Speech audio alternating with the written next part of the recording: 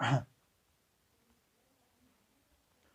नमस्कार दोस्तों, मैं हूं गोविंद शर्मा। एएसटीडी में आपका स्वागत है। जैसे कि हमारे सिविल इंजीनियरिंग की जो क्लासेस चल रही हैं, जेई की क्लासेस चल रही हैं, उसमें अपने सोइल के अंदर कंपैक्शन कंसोलिडेशन को आज स्टार्ट करना था। कंपैक्शन पूरा हो गया था, अपना सीपेज यानी इफेक्टिव स्ट्रेस को अपन कंप्लीट कर चुके थे। आज अपन एक नए चैप्टर की ओर बढ़ेंगे, कंसोलिडेशन, जिसके बारे में लगभग थोड़ी बहुत चर्चा मैंने आपको क्या करा था कि जब कंपैक्शन पढ़ाया था वहां पर चर्चा कर ली थी, थोड़ी सी चर्चा कर ली थी, लेकिन कोई बात नहीं, थोड़ा सा डिस्कस आज और कर लेते हैं। देखिए, कंपैक्शन और कंसोलिडेशन में क्या डिफरेंस बताया था कि कंपैक्शन की बात मैंने बताई थी कि कंपैक्शन में भी क्या हो रहा था, सोइल का सेटलमेंट हो रहा था। कंपैक्शन में भी क्या हो रहा था, सोइल का सेटलमेंट हो रहा था, और इसमें भी क्या हो रहा था, सोइल का सेटलमेंट हो रहा था। लेकिन कंपैक्शन और कंसोलिडेशन में डिफरेंस क्या था कि इसमें जब सोइल का सेटलमेंट हो रहा था, इसमें तो वो एयर वॉइड के निकलने के कारण हो रहा था। किसके कारण हो रहा था भैया? एयर वॉइड के। और कंसोलिडेशन में जो सोइल का सेटलमेंट हो रहा है वो किसके कारण होता है? वाटर वॉइड के कारण। किसके कारण? पोर वाटर प्रेशर के कारण, पोर वाटर के निकलने के कारण हो रहा है। ठीक है बात। इसमें भी अपने क्या, डेंसिटी को बढ़ा रहे थे, इसमें भी कर रहे थे, इसमें से स्ट्रेंथ वगैरह सब बढ़ रहे थे, ड्यूरेबिलिटी बढ़ रही थी, पर तो वो सारा काम यहाँ भी हो रहा था। लेकिन बस फर्क क्या था कंसोलिडेशन को, और आज मैंने कहा था जब कंसोलिडेशन पढ़ेंगे तो वहां अपन डीपली रूप से पढ़ेंगे क्या होता है कंसोलिडेशन, कितने टाइप का होता है कंसोलिडेशन। तो आज बात करते हैं कंसोलिडेशन की। मेन बात, आप कंपैक्शन को और कंसोलिडेशन में डिफरेंस समझ गए कि भाई कंपैक्शन तो होता है, जैसे मान लीजिए ये मेरे सोइल का पार्टिकल है, मान लीजिए ये सोइल है, इसमें मेरे पास सॉलिड है, ये मेरा सॉलिड है, और ये मेरा एयर है, वॉइड भरा हुआ एयर से। एक सैंपल मेरे पास ये है, एक सैंपल मेरे पास ये है, देखना समझना मेरी बात को, सॉलिड और ये टोटल वाटर से भरा हुआ है, और एक मेरा ये सैंपल है। तीनों ही सैंपल के बारे में मैंने आपको थोड़ा थोड़ा जानकारी दे रखी है, वाटर और एयर। अब मैं आपसे कहूं कि ड्राई सैंपल कौन सा है, तो आपने कहा सर सिंपल सी बात है, पूछने की जरूरत नहीं है, ड्राई सैंपल ये रहा। मैं कहूं आपसे फुली सैचुरेटेड कंडीशन कौन सी है, तो आपने कहा सर ये फुली सैचुरेटेड कंडीशन है, सैचुरेटेड कंडीशन है। आराम से अपन पढ़ के आ चुके हैं इस कंडीशन को, जो प्रॉपर्टीज ऑफ सॉइल अपन ने पढ़ा था। अब मैं कहूं आपसे पार्शियली सैचुरेटेड कौन सा है, तो आपने कहा सर पार्शियली सैचुरेटेड ये कंडीशन होनी चाहिए। ठीक है भाई, पार्शियली सैचुरेटेड ये है, पार्शियली सैचुरेटेड ये कंडीशन है। मतलब यहाँ पर वाटर एयर, ये तीनों तीन फेज डायग्राम है, ये थ्री फेज डायग्राम है, ये टू फेज डायग्राम है, ये भी टू फेज डायग्राम है। ये फुली सैचुरेटेड का काम है। ये 2016 में क्वेश्चन आया था जेई के अंदर, राजस्थान जेई के अंदर डिप्लोमा में जो क्वेश्चन आया था यहीं से आया था, यहाँ से क्वेश्चन आया था। मैंने आपको टॉपिक बताया था कि भाई फुली सैचुरेटेड कंडीशन का जो डायग्राम बनता है, टू फेज डायग्राम बनता है, वो किस किस के बीच में होता है, तो आपने कहा सॉलिड के बीच में और वाटर के बीच में होता है। वो कंडीशन तो वहां खत्म होगी। अब मैंने आपसे कहा था कि सोइल जो कंपैक्शन हो रहा था, कंपैक्शन था ड्राई सॉइल के बीच में, जबकि कंसोलिडेशन था फुली सैचुरेटेड कंडीशन के अंदर। कंसोलिडेशन की जो कंडीशन होती है भाई, जो लिमिट होती है, वो होता है फुली सैचुरेटेड होना चाहिए। सैंपल कंसोलिडेशन कब स्टार्ट होगा? जब सैंपल फुली सैचुरेटेड होगा।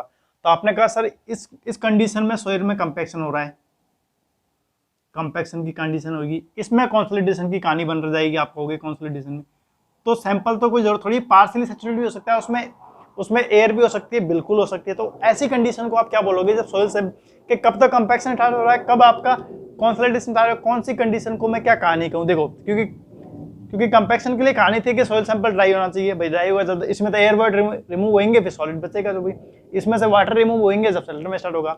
तो इसीलिए मैंने क्या कहा, सोइल के जो कंसोलिडेशन है उसको तीन भागों में बांटा है। किसमें? तीन भागों में। ध्यान रखना किस किस में, समझते जाओ, नोट्स में बनवा दूंगा अपने आप, नोट्स में अपने आप लिखवा देता हूँ, हमेशा इधर लिखवाता हूँ वैसे की वैसे। ठीक है, इनिशियल कंसोलिडेशन पहली बात है, इनिशियल कंसोलिडेशन। दूसरा है प्राइमरी कंसोलिडेशन, दूसरा है प्राइमरी कंसोलिडेशन, कंसोलिडेशन। ठीक है, और तीसरा है सेकेंडरी कंसोलिडेशन, सेकेंडरी कंसोलिडेशन। ये भी क्वेश्चन किसी ना किसी जेई एग्जाम में आया हुआ है, राजस्थान जेई में आया हुआ है, कब का आया हुआ है ये मुझे याद नहीं है, लेकिन आया हुआ है कि कंसोलिडेशन का जो पार होता है उसका क्रम होता है वो कौन सा होता है। तो आपके में था इनिशियल, प्राइमरी, सेकेंडरी, या प्राइमरी, सेकेंड या थर्ड, ये ऑप्शन थे। तो आपको बताना था initial, initial condition. Initial condition कौन सी होती है ये आप देख लो, इनिशियल कंडीशन, प्राइमरी कंडीशन, या तो आप याद रखते हो, सीधा सिंपल सी बात है, आप याद रखिए आईपीएस। क्या याद रखिए? आईपीएस। आईपीएस मतलब आई का मतलब इनिशियल, पी का मतलब प्राइमरी, सेकेंड ईयर। तो ये अपना तीन कंडीशन है कंसोलिडेशन की। आपको आईपीएस बनना है तो आपको कंसोलिडेशन करना पड़ेगा, ठीक है, आईपीएस के लिए। तो आईपीएस तो प्राइमरी कंसोलिडेशन में क्या होता है, सेकेंडरी कंसोलिडेशन क्या होता है, आई में क्या होता है, इनिशियल में। तो तीनों कहानी को समझना, आपकी पूरी कहानी इस डायग्राम से समझ में आ जाएगी। तो इनिशियल कंसोलिडेशन क्या होता है कि जब मान लीजिए हमारे पास सोइल का सैंपल, ये सोइल का सैंपल है। अब इसके लिए मैं कंसोलिडेशन की कहानी सुनाना चाह रहा हूं आपको, ठीक है, ये वाली।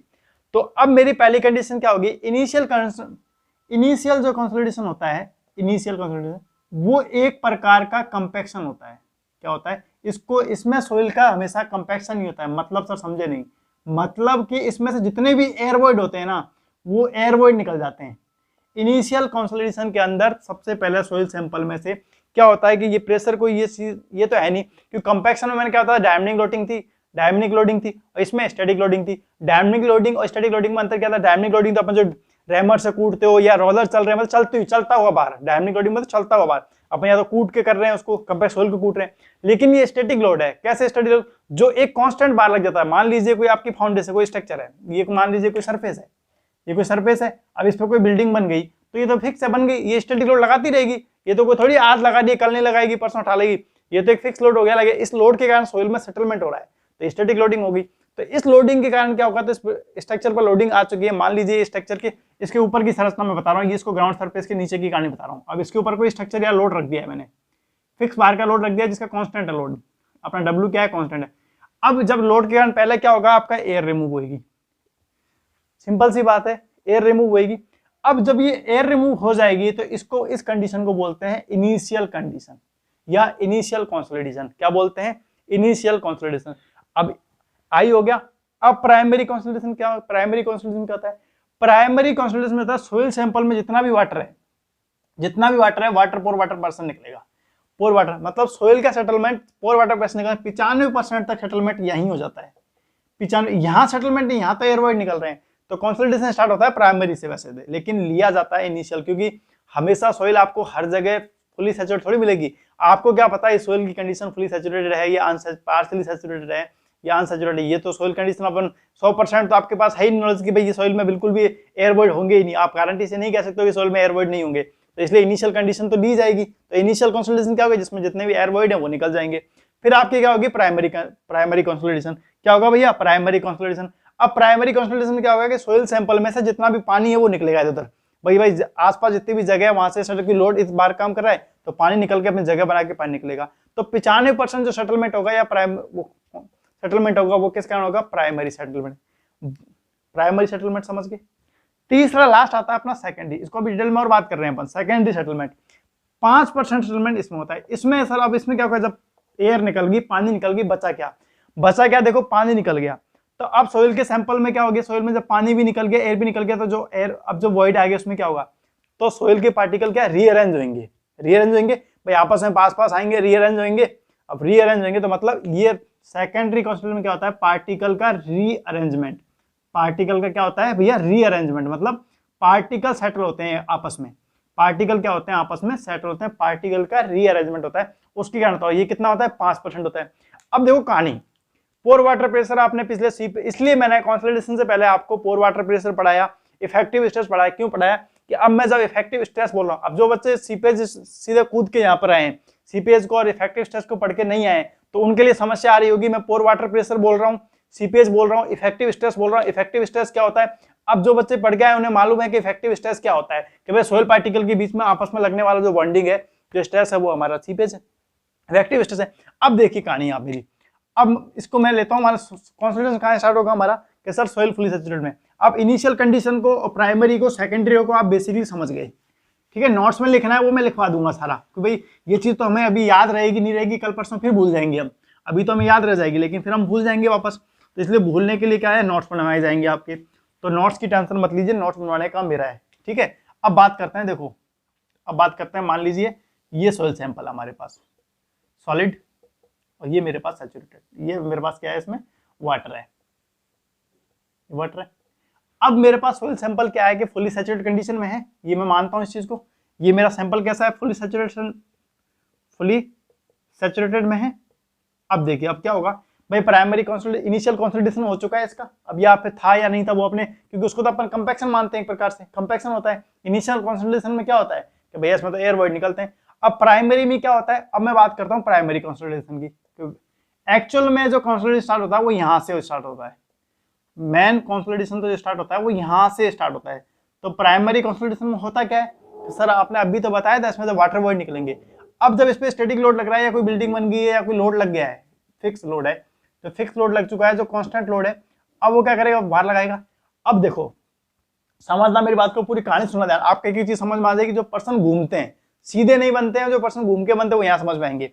अब मान लीजिए एक बार ये बाहर लोड लगा, एक बार जब ये लोड लगा प्राइमरी कांस्टेंट में, तो क्या होगा, जब सोइल फुली सैचुरेटेड समय है तो वाटर क्या एकदम से बाहर निकल जाएगा, नहीं, पहले वो जितना हो सकता है अपना पूरा जोर लगाएगा कि भाई मैं इसको रोक सकूं, जितना जोर हो सकता है वो अपना पहला जोर लगाएगा, क्या करेगा कि भाई मैं इसको रोक सकूं भाई। तो पानी अपनी कंडीशन को बने रहना चाहता है भाई। अपन कोई चीज को अपने को कोई किसी कमरे से धक्का देके निकालने वाला होता है, मान लीजिए आप अपनी कोई फेवरेट जगह पे घुसे हो, कहीं मूवी हॉल में घुस गया, किसी कमरे में कोई मूवी चल रही है, आप पढ़ रहे हो, तो आपको पहले क्या, आप जितना कोशिश करोगे अपने कमरे में रहने का प्रयास करो जब तक आपको बाहरी कोई लोड नहीं आएगा। तो वाटर भी क्या है, स्ट्रेस लगा, लोड लग रहा है, पहले तो खुद ही शेर बनेगा कि मैं देख लूंगा तेरे को, लेकिन जैसे जैसे लोड का भार बढ़ेगा उस पर लगेगा तो उसको क्या पता लगेगा कि अब मुझे यहाँ से पतली गली से निकलना ही पड़ेगा, अब मैं यहाँ रहने से मेरा फायदा नहीं है, क्योंकि अब जो ये लोड लग रहा है, स्ट्रेस लग रहा है, वो मेरे बस से बाहर है, इसको मैं रोक नहीं सकता। तो पहले कंडीशन में क्या थी, जो अपने तो पोर प्रेशर भी ज्यादा था और इफेक्टिव स्ट्रेस कम था, क्योंकि इफेक्टिव स्ट्रेस क्या होता है, पोर वाटर इफेक्टिव स्ट्रेस कम था। पहली कंडीशन जो लोड लग रहा था उस समय, शुरुआत में क्या था, शुरुआत में तो पोर वाटर प्रेशर ज्यादा था भैया, क्योंकि वो लगा रहा था सोइल पार्टिकल्स के साथ मिलकर जोर लगा रहा था। अब पोर वाटर प्रेशर क्या होता है, वही दिक्कत है कि सोइल पार्टिकल और पानी के पार्टिकल के बीच में लगने वाला बॉन्डिंग है, जो आप वहां पढ़ लेना, ठीक है, मैं बार बार नहीं बताऊंगा। तो पोर वाटर प्रेशर तो क्या है, पहले तो उसी कंडीशन में, क्यों, क्योंकि अभी तो पानी भरा हुआ है इसमें, अभी तो मान लीजिए सोइल वाटर पूरा सैंपल में क्या है, सोइल वाटर मान लो, ऐसे समझ में नहीं आ रहा तो मैंने मान लीजिए ये सोइल को पार्टिकल को पूरे वाटर के साथ पूरा ऐसा कर लिया, मान लीजिए, ठीक है, इसमें वाटर भरा हुआ है, फुली सैचुरेटेड कंडीशन में सोइल है, ये सोइल के पार्टिकल है, और इसी के बीच में मैं आपको पानी से दर्शा दूंगा समझाने के लिए, ठीक है, समझना मेरी बात को। अब यहाँ मेरे पास ये पानी के ब्लू ब्लू जितने भी हैं पानी भरा हुआ है, वाटर वाइट भरा हुआ, पूरा सोइल सैंपल में वाटर भरा हुआ है। चलिए पानी, अब इस पे जब भार लग रहा है तो पहले तो क्या है, पानी खुद ही रोकने का प्रयास कर रहा है इस लोड को कि भाई मुझे कहीं जाना नहीं पड़े, मैं इस भार को आराम से ले लूं। तब तो पोर वाटर प्रेशर और पार्टिकल के बीच में बॉन्डिंग लग रही है, स्ट्रेस लग रहा है, तो मतलब पोर वाटर प्रेशर ज्यादा है और इफेक्टिव स्ट्रेस तो कम ही है। लेकिन जैसे ही लोड लगता रह रहा है, स्टैटिक लोड भार धीरे धीरे भार बढ़ता जा रहा है, धीरे धीरे भार कांस्टेंट लोड से उस पर इफेक्टिव स्ट्रेस आ रहा है, तो पानी को क्या मतलब जगह मिल रही है भाई यहाँ से, चलो चलो भाई चलते निकलते, जहाँ जगह मिल रही है धीरे धीरे पानी क्या होगा, निकलने लग गया। तो जैसे जैसे अपना क्या प्राइमरी कॉन्स्टेलेशन की स्टेज आगे बढ़ती है, जैसे जैसे प्राइमरी कॉन्स्टेलेशन की आगे स्टेज आगे बढ़ती है, तो क्या होता है भैया कि सर पोर वाटर प्रेशर कम होता जाता है और इफेक्टिव स्ट्रेस बढ़ता जाता है, इफेक्टिव स्ट्रेस बढ़ता जाता है, बढ़ता जाता है कि नहीं बढ़ता जाता। देखो जब पानी निकलना स्टार्ट हो जाएगा तो सोइल के पार्टिकल के पास पास आ जाएंगे, रीअरेंजमेंट होंगे, सेटलमेंट हो जाएंगे, तो क्या होगा, इफेक्टिव स्ट्रेस का मान बढ़ जाएगा। तो इसमें तो पहली कंडीशन में क्या होगा, पोर वाटर प्रेशर क्या है, पानी निकल जाएगा, तो पानी का इफेक्टिव स्ट्रेस बढ़ने लग जाएगा। अब दूसरा क्या होगा, दूसरे स्टेज में क्या होगा, दूसरी कंडीशन में क्या होगा, जब हमारा क्या होगा सेकेंडरी कंसोलिडेशन। तो सेकेंडरी कंसोलिडेशन में क्या होगा भैया, कि सेकेंडरी कंसोलिडेशन में होगा सर अब पानी निकल चुका है, अब हमारा पानी निकल चुका है, जो सोइल सर थोड़ी सी मौत से जो पानी निकल चुका है, अब हमारे सोइलों को क्या है, जब ये पानी पूरा निकल चुका, अब सोइल के पार्टिकल जो क्या है, छोटे बड़े पार्टिकल क्या है, वो एक दूसरे से क्या है साथ होंगे, रीअरेंजमेंट होंगे, मतलब सेटलमेंट होंगे, तो इसको बोलते हैं। और ये सेटलमेंट है जो मैंने बताया था आपको, कंपैक्शन। कंपैक्शन क्या है, एक सडन लोड है, मतलब कंपैक्शन एज टाइम होने वाला लोड है, मतलब, और कंसोलिडेशन क्या है, ये एक टाइम बेस्ड प्रोसेस है, टाइम बेस्ड सेटलमेंट है। टाइम बेस्ड सेटलमेंट कैसे, मतलब देखो ये एक एक जो बात बोल रहा हूँ ये सब ऑब्जेक्टिव क्वेश्चन है, यहाँ पूछता है कंसोलिडेशन किस बेस पे है, तो वही time settlement, time based settlement है। क्यों, क्योंकि ये कोई प्रोसेस आज के लिए नहीं है, ये कम से कम 6 मंथ चलने वाली है, साल भर, 2 साल, 3 साल, 4 साल की प्रोसेस है ये। आपने देखा होगा मकान बनने के बाद, आज आपने मकान खड़ा कर दिया, लेकिन साल, 1.5 साल, 2 साल बाद मकान में आपके क्रैक आते हैं कईयों में, कई बार देखा होगा। तो वहीं तो आपको देखना है कि यहाँ सोइल हमारी कंसोलिडेशन कर गई, यहाँ हमारी जो सोइल स्लिप हुई है, जो हमारा क्रैक आया है, उसका रीजन क्या है कंसोलिडेशन का, सोइल एक तरफ से बैठ गई है, एक साइड से बैठ गई, क्योंकि वहां पर पोर वाटर पहले जब हमने देखा था तो वहां पोर वाटर पे था, लेकिन धीरे धीरे धीरे सोइल का रीअरेंजमेंट हुआ पार्टिकल, तो मतलब सर वहां पे क्या हुआ, वहां पे अच्छी तरह कंपैक्शन नहीं हुआ होगा, या तो कुछ कई कारण रहेंगे, इसलिए अपन सोइल का कंपैक्शन भी जरूरी होता है। जहां बड़े बड़े बिल्डिंग बनती है, सोइल का सेटलमेंट करना, कई बार आपने देखा होगा, कई बार आपने बिल्डिंग का देखा होगा कि वो भाई एक तरफ से झुक जाती है, कोई बिल्डिंग है आपने देखा होगा इस तरह से, तो वो क्या होती है, फाउंडेशन एक तरफ से झुक जाती है, कई बार एक तरफ से तिरछी जाती है, या एक दो कमरे सेटलमेंट कर जाते हैं, तो वो किसके कारण करते हैं, वो कंसोलिडेशन के कार्य करते हैं। तो आपने इनिशियल समझ लिया, प्राइमरी समझ लिया, और आपने क्या समझ लिया, सेकेंडरी कंसोलिडेशन समझ गया।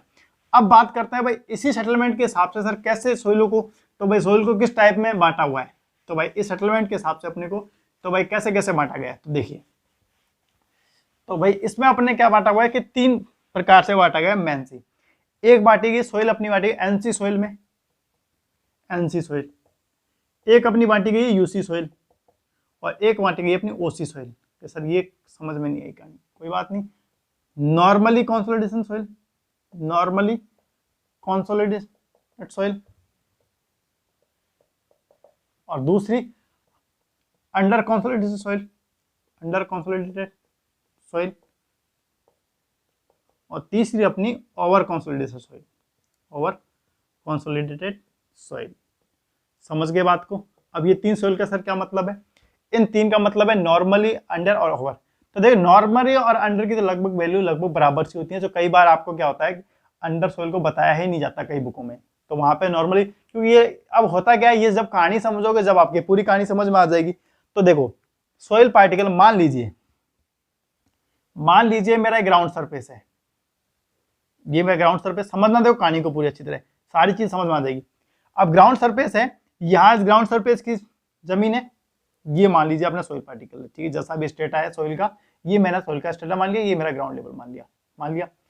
अब इसके ऊपर यहाँ पर सोइल स्टेटा पर कोई लोड आ रहा है, स्टेटिंग लोडिंग आ रही है, सेटलमेंट की कोई कहानी आ रही है, भाई इस पर कोई भार हो रहा है अभी। अब मैं क्या करता हूँ, इस पर बिल्डिंग बना देता हूँ एक, अब मैं इस पर बिल्डिंग बना देता हूँ, ये मेरी बिल्डिंग बन गई। अब इसके ऊपर समझना मेरी बात को, ठीक है, अब बिल्डिंग बन गई। अब मैं पूछूं कि पहले इफेक्टिव स्ट्रेस, जो स्ट्रेस आ रहा था इसके ऊपर, बिल्डिंग के ऊपर, पहले ज्यादा आ रहा था कि अब ज्यादा आ रहा है? आप कहोगे सर ऑब्वियसली बात है अब ज्यादा आ रहा है, पास्ट की तुलना में। पास्ट में तो कुछ था ही नहीं, बिल्डिंग थी नहीं, पास्ट में तो प्रेजेंट में, मतलब भूतकाल में तो मतलब यहाँ पे कुछ भी था नहीं, ग्राउंड सरफेस थी, बिल्डिंग तो आज बनी है, तो मतलब प्रेजेंट में स्ट्रेस ज्यादा है, प्रेजेंट में लोड ज्यादा है, तो प्रेजेंट फ्यूचर लोड ज्यादा है, तो पास्ट की तुलना में प्रेजेंट में ज्यादा लोड आ रहा है, स्ट्रेस आ रहा है, तो ऐसी सोइल को बोलते हैं अंडर कंसोलिडेटेड सोइल। मतलब अंडर मतलब अभी वो लोडिंग के है, अंदर है, अंडर कंसोलिडेटेड है, अब यहाँ का कंसोलिडेट थोड़ी हो रहा है, अब ये कंसोलिडेटेड सोइल है, मतलब अंडर, अभी कंसोलिडेटेड सोइल में हो रहा है अंडर, और इसी को बोलते हैं नॉर्मली। कई बार क्योंकि अगर आप बिल्डिंग छोटी सी बनाइए, मान लीजिए यहाँ पे नॉर्मली है ग्राउंड, अब इसमें कुछ भी नहीं, लेकिन मैं कुछ हल्की सी तो इसमें होना नहीं होना लगभग पास्ट की तुलना में है, प्रेजेंट में ज्यादा, पास्ट की तुलना में प्रेजेंट में, लेकिन इतना इफेक्टिव नहीं है, तो इसलिए इसको हमने क्या मान लेते हैं, नॉर्मल और अंडर को लगभग बराबर मानता, मतलब नॉर्मल और अंडर को लगभग बराबर समझाता। लेकिन नॉर्मल और अंडर की बात समझ गए कि नहीं समझ गए, कहानी समझ गए, मतलब पहले कुछ भी नहीं था, पहले बिल्डिंग का कुछ भी नहीं था, लेकिन बाद में हो गया, तो मतलब पास्ट की तुलना में प्रेजेंट में स्ट्रेस ज्यादा आ रहा है, लोड ज्यादा है, तो इस प्रकार की सोइल को बोलते हैं अंडर कंसोलिडेशन। मतलब इसके कारण कंसोलिडेटेड, सॉरी, पहले जो कंसोलिडेशन प्रोसेस चल रही थी सर बिल्डिंग के अंदर, इस अर्थ के अंदर, सरफेस के अंदर, मिट्टी के अंदर, वो पहले चल रही थी या अब ज्यादा चल रही है सर? आपको अब चल रही है, क्यों? क्योंकि अब बाहर आ गया है सरफेस पे, तो समझ गए आने। तो इसको, ऐसी कंडीशन को क्या बोलते हैं आप? Under consolidated soil. ऐसी सॉइल को क्या बोलते हो? Under consolidated soil. सर ये आप बता क्यों रहे? देखो इसका बहुत ज्यादा काम आएगा न्यू ऑब्जेक्टिव। अब सर अंडर समझ गए, नॉर्मली समझ गए, अब ओवर कंसोलिडेशन की बात बता दो। ओवर कंसोलिडेटेड सॉइल क्या होती है? चलिए ओवर के लिए बात कर लेते हैं। अब मान लीजिए ये मेरा कोई पहाड़ी हिस्सा है, मान लो ये मेरे कोई पहाड़ी हिस्सा है, ठीक है। अब मुझे क्या है, यहां से सड़क निकालनी है, इस एरिया सड़क निकालनी है। मान लीजिए ये सरफेस है, यहां से मुझे सड़क निकालनी है, ये मैं सड़क का लिए स्ट्रेटा बनाना है मुझे सड़क, तो ये पहाड़ी मेरे लिए क्या करेगी? ये मेरे बादल दे रही, तो मुझे क्या करना पड़ेगा? इसको हटाना पड़ेगा, इसको मुझे यहां से हटाना पड़ेगा। तो मैंने क्या करा कि इसको यहां से हटा दिया, इस पूरे पोर्शन को, पत्थर को यहां से मैंने काट के, यहां से पत्थर को हटा के मैं यहां ले आया। तो अब मैं पूछूं कि इस स्ट्रेटा पे, सोइल के स्ट्रेटा पे पहले भार ज्यादा था कि अब भार ज्यादा आ रहा है? तो आपने कहा सर ऑब्वियसली बात है पहले ज्यादा आ रहा था, पास्ट में ज्यादा आ रहा था, पास्ट में कॉन्स्टेंट ज्यादा, पास्ट में लोड ज्यादा। क्यों? क्योंकि पहले इस पे पहाड़ी थी पूरी, लेकिन अब आपने वो काट के हटा दी है, अब सड़क बनाने लड़ाई, तो मतलब अब उस पे जो स्ट्रेस या लोड का भार आने वाला है वो कम आने वाला, मतलब पास्ट में, प्रेजेंट की तुलना में पास्ट में ज्यादा था, मतलब पहले ही वो कॉन्सोलिडेट हो चुकी है, पहले, अब वो कॉन्सोलिडेट क्या, पहले ही वो दब चुकी है भाई, पहले जितनी दब चुकी थी वो अब दब चुकी है जितनी, मतलब आपकी आम भाषा में बात करूं मैं तो देखो अंडर कॉन्सोलिडेट यूसी लिख रहा हूं शॉर्टकट, ठीक है, यूसी सॉइल और ओसी सॉइल, दो की बात है। ओसी सॉइल, इसको कई बार एनसी सॉइल भी बोलते हैं नॉर्मली, को मैंने कहा था ना आपको एनसी सॉइल भी बोलते हैं। अब देखो, अब मैं कहूं कंसोलिडेशन प्रोसेस पहले कहां ज्यादा होनी, कहां? आप कहोगे सर यहां पर तो बाद में हुई थी, बाद में बिल्डिंग बनी थी, तो मतलब कंसोलिडेशन तो बाद में, प्रेजेंट में ज्यादा होगा पहले। अब लेकिन ओसी सॉइल में क्या हो रहा है, पहले ही आपने पहाड़ी, पहले ही इसका तो पहाड़ी के वजन के कारण, जो वजन था इसका, उसके कारण कंसोलिडेशन हो चुका है, और पास्ट में ही हो चुका है इसका कंसोलिडेशन जितना होना था। अब तो उल्टा आपने स्टेटा हटा दिया है, मतलब ये हटा दिया है, तो प्रेजेंट में क्या होगा, इसमें कम होगा। तो पास्ट की तुलना में प्रेजेंट में कम होगा, तो मतलब एस सोइल को क्या बोलोगे आप, ओसी सोइल बोलोगे। क्या बोलोगे, ओसी सोइल बोलोगे। समझ गए मेरी बात को? और नोट्स बनवाऊंगा जब लिखाऊंगा वहां पे, जब और समझा दूंगा। 10%, 20%, 30% तो समझे होंगे, तो बस इतना समझ गए मेरे लिए सफिशिएंट है। बाकी मैं पूरी कहानी बाद में और समझा लूंगा आपको, ठीक है? तो एनसी सोइल, ओसी सोइल, यूसी सोइल समझ गए। अब मैं बात करता हूं आपसे कि एग्जाम में सर क्या पूछा जाएगा इसमें से। इसमें एग्जाम में पूछा जाएगा आपसे ओसीआर। अब ये सब नई वैल्यू क्या आ गई, ओसीआर बोले तो ओवर कंसोलिडेटेड रेशियो।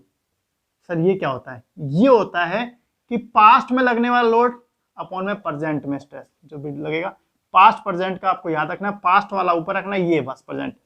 अब देखो, अब मैं पूछूं आपसे एनसी के लिए, यूसी के लिए और ओसी सोइल के लिए, ओसी सोइल के लिए, इन तीनों सोइल के लिए, तीनों सोइल के लिए मैं आपसे ओसीआर पूछूं, भाई इन तीनों के लिए आप ओसीआर की वैल्यू बताओ कितनी होगी। तो आप कहोगे सर एनसी सोइल की बात कर लूं मैं पहले नॉर्मल। तो एनसी सोइल का मतलब मैंने कहा था कि पास्ट और प्रेजेंट में लगभग बराबर हो, पास्ट और प्रेजेंट में लगभग बराबर हो, तो पास्ट में भी बराबर और प्रेजेंट में बराबर, तो आपने कहा सर इसका मान लगभग 1 हो जाएगा, लगभग 1 के बराबर आ जाएगा। आ जाएगा कि नहीं आ जाएगा? आपने कहा बिल्कुल सर एकदम बात सही है। भाई मैंने पास्ट एनसी सोइल में क्या बताया आपको कि मैंने पास्ट और प्रेजेंट में लगने वाला स्ट्रेस या लोड के मान क्या है, बराबर है। अब आपने कहा सर यूसी सोइल के बाद अंडर के लिए, अब अंडर के लिए दिमाग चलो, तो आपने कहा सर पास्ट की तुलना में प्रेजेंट में ज्यादा, तो मान लीजिए पास्ट की तुलना में, तो पास्ट में 1 है तो प्रेजेंट में कितना है, 2 मान लो, पास्ट की तुलना में पास्ट, तो मतलब कि 1 से कम आ रहा है सर, 1 से कम आ रहा है इसकी वैल्यू, तो 1 से कम आ रही है यूसी, तो मतलब 1 से कम आ रही है वैल्यू, बस। ओसीआर यूसी, अब आएगा ओसीआर यूसी सोइल के लिए क्या होता है, ओवर कंसोलिडेशन रेशियो कितना मान होता है, तो आप कहोगे 1 से कम। अब वही मैं बात करूंगा आपसे ओसी सोइल के लिए, तो आपने कहा सर पास्ट में ज्यादा था, मैंने तो पास्ट में 2 मान लिया, तो प्रेजेंट में कितना होगा, 1 मान लिया, तो मतलब किससे 1 से ज्यादा आ रहा है, भाई 1 से ज्यादा आएगा, पास्ट में ज्यादा है तो 1 से ज्यादा, तो 1 से आपका क्या आ रहा है भैया, ये ज्यादा, तो ये आपको याद रखना है। और लगभग एनसी सोइल को ही हम क्या मान लेते हैं, मैंने कहा 1 माना था, तो एनसी सोइल लिख के अपन बोल देते हैं या तो इसका मान 1 से कम है या इसके बराबर होता है, लेकिन एक्चुअल चीज ये ठीक है, ओसी सोइल का मान हमेशा 1 से ज्यादा ही होता है। समझ गए बात को? क्लियर, एकदम क्लियर है। अब यहां तक अपन क्या करें, नोट्स बनवा लें, पहले नोट्स लिख लें, आगे चलते जाएंगे, फिर आप भूलते जाओगे, पीछे वाला साफ होते जाओगे, तो पहले अपन यहां तक लिखवा देते हैं आपको, तो पहले अपन यहां तक लिख लेते हैं। चलो चलिए, अभी अपन ने जो समझा था पूरा कहानी, उसी को अपन, अब मैंने कहा था ना अपना तरीका सबसे बेस्ट तरीका, अपने खासियत क्या है कि पढ़ते समय आपको नोट्स नहीं बनाने, नोट्स बनाते समय आपको ध्यान कम देना, तो भी कोई दिक्कत नहीं है, ठीक है? तो स्क्रीनशॉट ले लेना, आराम से उतार लेना, वीडियो को पॉज कर लेना, वहां पर रोक के आराम से इसको लिख लेना, स्क्रीनशॉट लेके लिख लेना। पर देखो हमेशा ध्यान रखना, मैं इतनी मेहनत करता हूँ, मैं इतना, देखो मैंने वो चैप्टर वहाँ अभी समझा दिया था आपको, ये सारी चीज़ समझा दिया, मैं चाहता इतनी मेहनत मुझे करने की कोई भी आवश्यकता नहीं थी, मैं हर बार ये कहता हूँ। तो प्लीज़ आपके नोट स्क्रीनशॉट में ना रह जाएं, अगर आपके अभी भी इतना कुछ लिखने के बाद स्क्रीनशॉट पे रह गए ना, तो ये हमेशा स्क्रीनशॉट पे ही रहेंगे, फिर आपके कभी भी आपके दिमाग में नहीं आएंगे। ये बात है, भले ही कम पढ़ लो, कोई जरूरी नहीं है आज आधा पेज ही पढ़ो, आधा पेज ही पढ़ लो, लेकिन बनाओ अपने हाथ से नोट्स। किसी और कोचिंग के नोट्स मिल जाए, आप फटाफट से फोटोकॉपी की नोट में पीडीएफ, क्या मैं इसकी पीडीएफ नहीं डाल सकता ये स्टडी पे टेलीग्राम में, मुझे कितनी सी देर लगेगी, मैं क्यों इतनी मेहनत करूंगा बताओ आप? कोई मुझे कोई शौक थोड़ी है किसका घिसने का। पर मुझे पता है जैसे मैंने पीडीएफ डाल दी, 60% बच्चे पीडीएफ को फोटोकॉपी की दुकान पर लेके पहुंच जाएंगे और प्रिंट निकलवा के लेके क्या मुझसे पढ़ लेंगे, और वो पढ़ाई फिर वो क्योंकि आप जब खुद लिख के पढ़ते हो ना, तो हो सकता है कोई ऐसी बारीक चीज होती है जो लिखने अपने दिमाग में बैठ जाती है, लिखते और फिर उसे दोबारा पढ़ते हो, तो वो चीज़ हमेशा के लिए कंसिस्ट हो जाती है, आपके लॉन्ग टाइम रहती है, और लॉन्ग टाइम चीज़ ही आपको आगे एग्जाम में सफल दिलाएगी, वरना नहीं दिलाएगी। इसलिए हमेशा कहता हूँ नोट्स हमेशा बनाओ, चाहे भले किसी की फोटोकॉपी करा के ला रहे हो तो भी उसके फोटो से पहले खुद के नोट्स लिखो अपने हाथ से, क्योंकि वो तो सामने वाले के लिखे हुए, उसको आपको क्या पता है कि क्या लिखा है उसने, क्या दिमाग लगा के लिखे हैं। अब आप लिख रहे हो इन चीज़ों को, अब मुझे बताओ यहाँ पे मैंने कई चीजें बाउंस की होंगी, तो वो मैं आपको बताता जाऊंगा। अब दोबारा आप वो चीज को टॉपिक को पढ़ोगे तो वो बाउंस चीजें आपको मालूम है, आपने किसी को नोट दिए वो उसको थोड़ी पता है कि यहाँ क्या चीज बाउंस करके गए हैं, यहाँ ये चीज क्यों नहीं बताई है, या ये चीज यहाँ पे क्यों लिखा हुआ है। तो ये तो आपने, क्योंकि वो नोट्स उसने लिखे हैं, तो वो अगर मेरे नोट्स मैं बांट दूंगा आपको सीधे लिखे हुए पीडीएफ के, ये लो आप पढ़ लो आराम से, हिंदी में नोट्स हैं बढ़िया, लिखो, सारे बांट देता हूँ मैं कल परसों में, उससे क्या होगा, बस पढ़ते रहो, तो बस उसे ढूंढते रहोगे कि वो चीज क्यों आई, तो क्यों आने के लिए फिर आपको वापस तो वो टाइम इस वजह साथ साथ बनाते जाओ, वो बेस्ट रहेगा। ठीक है, अपन ने समझ लिया इतनी सी बात। अब बात करते हैं कंसोलिडेशन क्या होता है, पूरी कहानी समझ गए थे। अब नोट बना रहे, किसी भी सोइल में पानी की मात्रा को कम करके डेंसिटी इंक्रीज करने की प्रोसेस हमारी क्या कहलाती है, कंसोलिडेशन कहलाती है। सब पढ़ लिया। कंसोलिडेशन से क्या क्या फायदे होते हैं भैया, कंसोलिडेशन से density, shear strength, durability increase होती है, और कंप्रेसिबिलिटी, परमेबिलिटी रिड्यूस हो जाती है। परमेबिलिटी रिड्यूस करते जब सोइल दब जाएगी तो उसमें तो पानी कम निकलेगा, तो परमेबिलिटी कम हो जाएगी, स्वाभाविक सी बात है। फिर मैंने बताया था कंसोलिडेशन कितने प्रकार होते हैं, 3 प्रकार के, इनिशियल, प्राइमरी, सेकेंडरी, ये बता चुका हूं। इनिशियल में क्या हो रहा था कि सर इसमें से हवा निकल रही थी, बस हवा ही हवा, air wide, very good. Primary में पानी निकल रहा था, आम भाषा में पानी निकल, और सेकेंडरी में कि सर पार्टिकल जब पानी निकल गया तो आपस में सेटल हो रहे थे, बस यही तो कहानी याद रखनी है, बस क्रम याद रखना, इनिशियल, प्राइमरी, क्रम याद रखने, क्या याद रखना पड़ेगा आपको, आईपीएस, बस। कंसोलिडेशन कितने प्रकार के होते हैं भैया, आईपीएस प्रकार के होते हैं। कंपैक्शन होता है, अब इसमें जो पार्टिकल होता है क्या होता है, expulsion of air, elastic compression, expression of जो कंपैक्शन होता है वो किस कारण होता है भाई, expulsion of air, air void के निकलने के कारण होता है। और क्या होता है इसमें, इलास्टिक कंपैक्शन होता है, सोइल का कंपैक्शन होता है। प्राइमरी में क्या होता है, 95% वॉल्यूम डिक्रीज हो जाता है, 95% वॉल्यूम कम हो जाता है, और वो होता है किस कारण है भैया, expulsion of water through void, पानी के निकलने के कारण होता है। और इसमें क्या होता है, इफेक्टिव स्ट्रेस बढ़ जाता है, पोर वाटर प्रेशर कम हो जाता है, और सेटलमेंट बढ़ने लग जाता है। समझ गए, इफेक्टिव स्ट्रेस बढ़ जाता है, पोर वाटर प्रेशर कम हो जाता है, सेटलमेंट बढ़ जाता है। सेकेंडरी में क्या होता है, 5% वॉल्यूम का सेटलमेंट होता है due to rearrangement of soil particle using void. समझ गए बात को, पूरी कहानी में लिखा दी है, जो समझाया था सर, बताया हिंदी में था, लिखा इंग्लिश में रहे हो, अरे भैया कुछ भी इंग्लिश में नहीं है, इसमें देखो नाम है इनिशियल कंसोलिडेशन, प्राइमरी और सेकेंडरी, आप वहां लिख लो, पानी के एयर वॉइड निकलने के कारण, पानी के वाटर निकलने के कारण, सोइल के पार्टिकल के रीअरेंजमेंट होने के कारण, क्यों घबरा रहे हो, फिर लिखा है ना यहाँ पे हिंदी में, देखो इनिशियल को लिखाने की जरूरत नहीं, कंपैक्शन हो गया, वो कंपैक्शन चैप्टर पढ़ा है पूरा। फिर प्राइमरी कंसोलिडेशन पढ़ा है, क्या पढ़ा है, प्राइमरी कंसोलिडेशन, सोइल के फुली सैचुरेटेड के साथ शुरू होता है। अब देखो भाई मैंने कहा था कि प्राइमरी कंसोलिडेशन कब स्टार्ट होगा, तो प्राइमरी हमारा होगा, इसको मिटा दूं मैं एक बार, स्क्रीनशॉट ले लो, फिर उधर ताकि और बात करते रहेंगे अपने साथ में, ठीक है, ले लिया स्क्रीनशॉट, चलिए ये तो आपने उतार ही लिया होगा, चलो इसको। तो भाई प्राइमरी कंसोलिडेशन स्टार्ट कब हो रहा था, जब मान लीजिए आपने कहा सर सोइल फुली सैचुरेटेड आ गई कंडीशन में, सैचुरेटेड कंडीशन में आने के बाद ही तो प्राइमरी कंसोलिडेशन स्टार्ट हो रहा था, तो बस तो वहां से सोइल, अब धीरे धीरे मैंने कहा शुरू में तो क्या होगा, पोर वाटर प्रेशर भी इफेक्टिव से जो बराबर ज्यादा ही होंगे, लेकिन जैसे जैसे लोड लगने लग जाएगा, जैसे जैसे लोड कंटिन्यू रहेगा, जैसे जैसे लोड कंटिन्यू रहेगा तो क्या होगा भैया, तो क्या होगा, वाटर और सॉलिड में से क्या होगा, वाटर निकलने लग जाएगा, और वाटर निकलने लग जाएगा तो क्या हो जाएगा, तो पोर वाटर प्रेशर धीरे धीरे कम होता रहेगा, और इफेक्टिव स्ट्रेस क्या होगा, बढ़ता रहेगा, और इफेक्टिव स्ट्रेस बढ़ने से क्या होगा भैया, इफेक्टिव स्ट्रेस से बढ़ने से सेटलमेंट बढ़ना स्टार्ट हो जाएगा, सेटलमेंट स्टार्ट हो जाएगा, बस ये तो दिखाया है मैंने, सोइल के फुली सैचुरेशन के साथ शुरू होता है, पोर वाटर प्रेशर कम होता जाता है, इफेक्टिव स्ट्रेस बढ़ता जाता है, इफेक्टिव स्ट्रेस बढ़ने के साथ साथ सेटलमेंट स्टार्ट हो जाता है, इफेक्टिव स्ट्रेस बढ़ने के साथ सेटलमेंट स्टार्ट हो जाता है। प्राइमरी कंसोलिडेशन के लिए लगने वाला टाइम, तो मैंने आपको पहले ही बताया था कि कंसोलिडेशन क्या चीज है, ये टाइम डिपेंडेंट है, टाइम डिपेंडेंट सेटलमेंट है भाई, टाइम का बहुत बड़ा रोल है इसमें, टाइम का बहुत बड़ा रोल है, तो टाइम पे भी अपन डिटेल से चर्चा करेंगे। तो किस पे depend, rate of application load, भाई किस पे डिपेंड करता है, भाई प्राइमरी कंसोलिडेशन हो रहा है वो किस किस पे डिपेंड करेगा, तो कई बार ऑब्जेक्टिव में ही आ जाता है, चौथा ऑप्शन ऑल ऑफ दिस डाल देगा, या 2 दे के 3 नहीं देगा, तो आपको पहला क्या है, rate of application of load, इसका मतलब सर, मतलब लोड लगाने की दर क्या है आपकी, लोड लगाने की दर क्या है आपकी, वो उस पर डिपेंड करेगा। हल्का सा लोड लगा रहे हो 1 किलोन्यूटन पर मीटर पर ओवर लगा रहे हो तो क्या फर्क पड़ना है, और वहीं 10 लगा रहे हो तो क्या, आपके माथे पे मैं 1 किलोन्यूटन पर मीटर स्क्वायर से मुक्का मारूं और एक 10 किलोन्यूटन पर मीटर से मुक्का मारूं, किस पे इफेक्ट ज्यादा पड़ेगा सर, 10 की बात है। तो बस लोड लगाने, application of load, rate of application of load. दूसरी परमेबिलिटी ऑफ सोइल, बहुत बड़ा चैप्टर है, आराम से आप पढ़ के आ चुके हो, छोटा सा चैप्टर था, और अच्छी तरह से जो जो चीजें आ रही हैं वो मैंने पहले ही पढ़ा दी है। अब परमेबिलिटी के बाद समझ गए कि सोइल पार्टिकल में पानी, तो मतलब जितना ज्यादा पानी निकलेगा तो उतना ही कौन डिपेंड करेगा ना भाई, जितना ज़्यादा पानी निकल जाएगा, जितनी जल्दी पानी निकलेगा, जितनी जल्दी पानी निकलेगा उतना ही सट में जल्दी हो जाएगा कंसोलिडेशन, और जितने धीरे धीरे निकलेगा, तो कहने का मतलब सर ग्रेवल में जल्दी होगा क्ले की तुलना में, क्ले में धीरे धीरे निकलता है, क्ले में धीरे धीरे निकलता है। तो ये कहानी एक दूसरे से लिंक है सारे चैप्टर। बस अपने को लगता है चैप्टर टफ है, इस चैप्टर में क्या होता है लगभग 2-3 चैप्टर एक साथ आते हैं, परमेबिलिटी हुआ, कंपैक्शन हुआ, इफेक्टिव स्ट्रेस हुआ, पोर वाटर प्रेशर, ये सारे। अब अपन सीधे क्या करते हैं, उन चैप्टरों को ना करके इस चैप्टर को करने बैठते हैं ना, तो ये चैप्टर भी समझ में नहीं आता, और इसलिए ये चैप्टर थोड़ा, ये चैप्टर हुआ, सेरेस्टन चैप्टर हुआ, ये हार्ड चैप्टरों में आते हैं। ये हार्ड चैप्टरों में इसलिए आते हैं कि इनको करने से पहले 3-4 चैप्टर करके आने पड़ेंगे। अब आप करके आए तो आपको कहीं दिक्कत आ रही है, मैं इफेक्टिव स्ट्रेस बोल रहा हूँ आप समझ रहे हो, पोर वाटर प्रेशर बोल रहा हूँ आप समझ रहे हो, परमेबिलिटी बोल रहा हूँ आप समझ रहे हो, परमेबिलिटी क्या होती है, किस में ज्यादा होती है, किस में कम होती है, ये आप अच्छी तरह पढ़ के आ चुके हो। तो कहाँ दिक्कत आ रही है, मैंने परमेबिलिटी ऑफ सोल पे डिपेंड करेगा, आपने कहा सर बिल्कुल डिपेंड करेगा, जितनी जल्दी पानी निकलेगा उतना जल्दी हो जाएगा, जितना धीरे पानी निकलेगा उतना ही लेट होगा।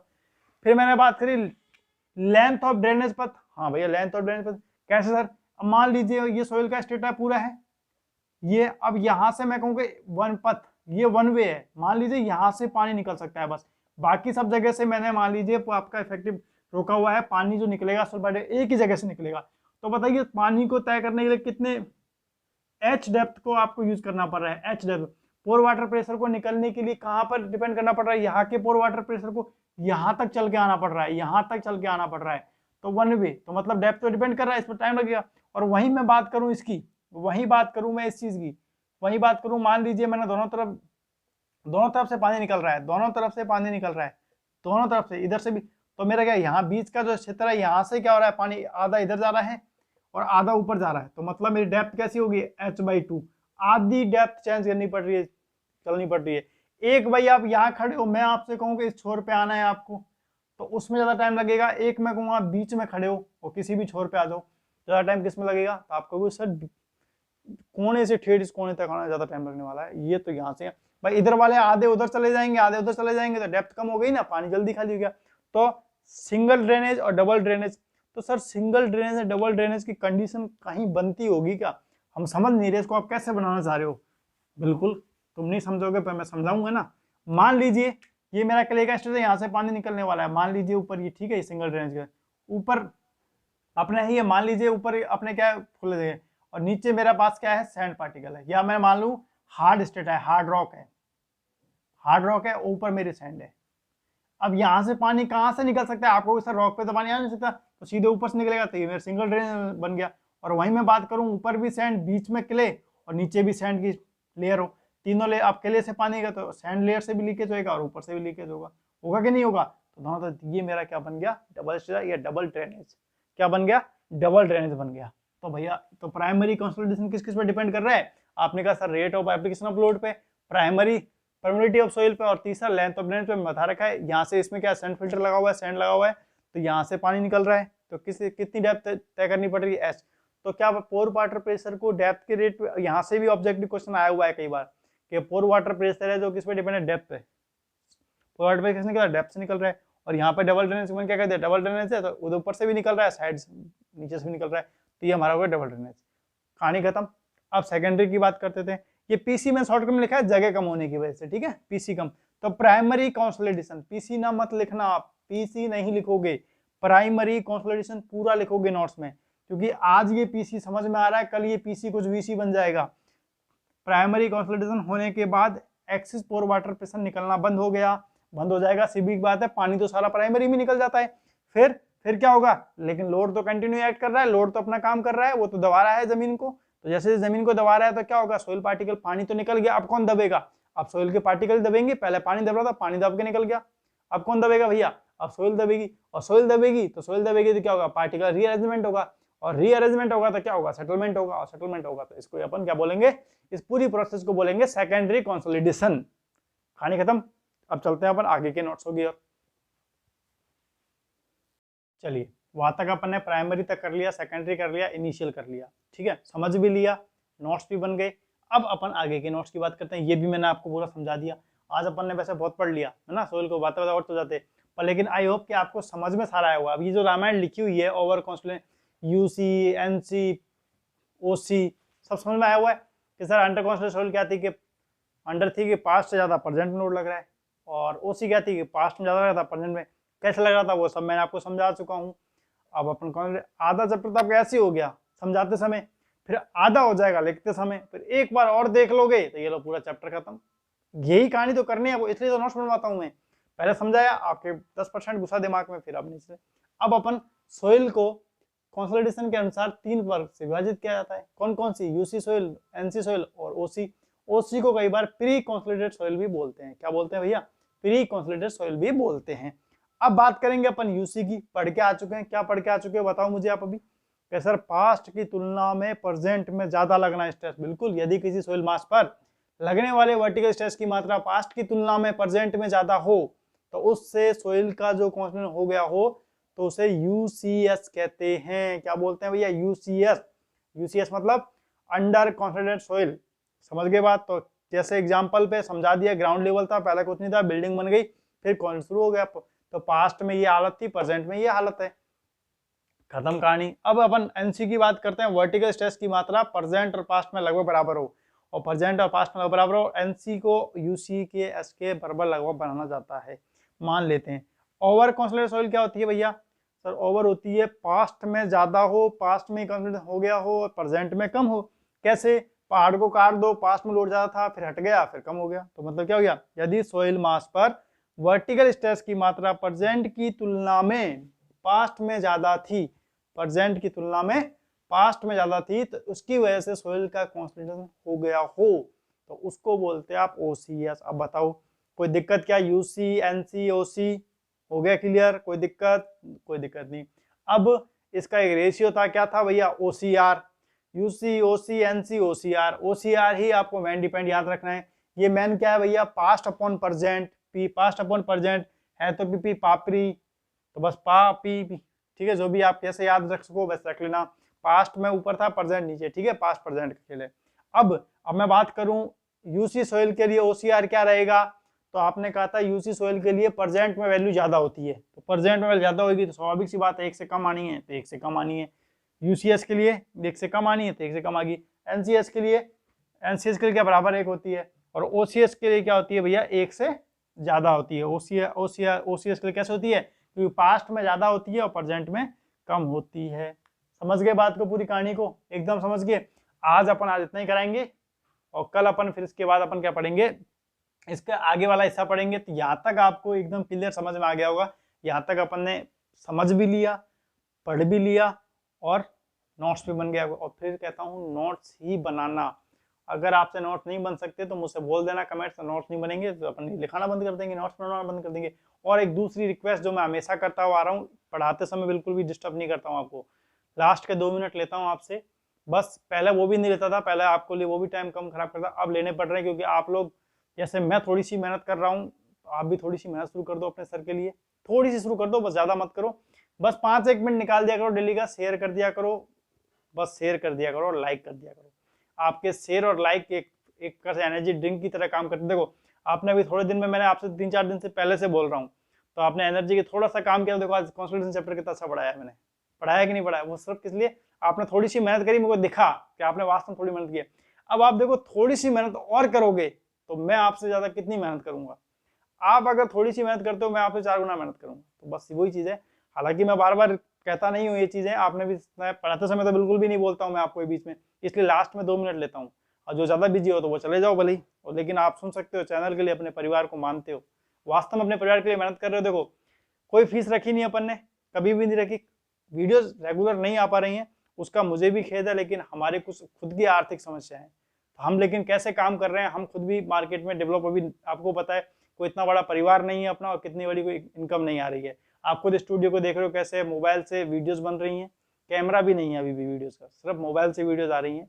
अभी ऐसी कोई नहीं, बस आर्थिक समस्या, लेकिन फिर भी बस ये है कि आपका भी काम चल रहा है और हमारा भी काम चल रहा है, बस चला रहे हैं कैसे भी करके। तो बस, लेकिन आप लोग क्या, चलो आर्थिक रूप से भी हमने कहा था कि सपोर्ट की जरूरत थी, जो आ रहा है ठीक है, जिसका क्योंकि अभी हालत थोड़ी जैसे भी जिसके भी है, हम उसके लिए फोर्स भी नहीं कर रहे हैं किसी को, लेकिन बस थोड़ा सा ये, तो शेयर पे तो ध्यान दे सकते हो आप लोग, शेयर तो कर सकते हो, इसमें तो आपका कुछ भी नहीं लग रहा शेयर करने में।